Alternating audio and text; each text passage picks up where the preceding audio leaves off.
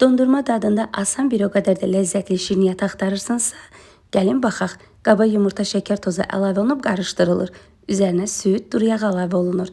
Sonda un, qabartma, vanilin, kakao əlavə edib qarışdırıb şüşə qaba yerləşdirilir. Qızdırılmış sobada bişirilir. Sizlər isə videoya baxa-baxa yaddaşa alın və yaxınlarınızla bölüşməyi unutmayın. Südün üzərinə kofe, şəkər tozu əlavə olunub qarışdırılır. Bişən biskvitin üzərini deşdəliyirik. Kənarda 5-10 dəqiqə gözlədib üzərinə südlü qarışım əlavə edirik. Krem hazırlanır. Süd, krem şanti, sonda isə şokolad əlavə olunub qarışdırılır. Biskvitin üzərinə əlavə olunur. Kənarda qaymağın üzərinə şokolad əlavə olunub, ocağın üzərində şokolad əriyənə qədər qarışdırıb kremin üzərinə əlavə olunur və hər bir tərəfinə yayılır. Bu şirniyyatı hazırlayarkən yaxşı olar ki, bir gün vaxtınız yoxdursa 4-5 saat soyucuda gözlədib süfrəyə verin. İnanın, çox ləzzətli olur.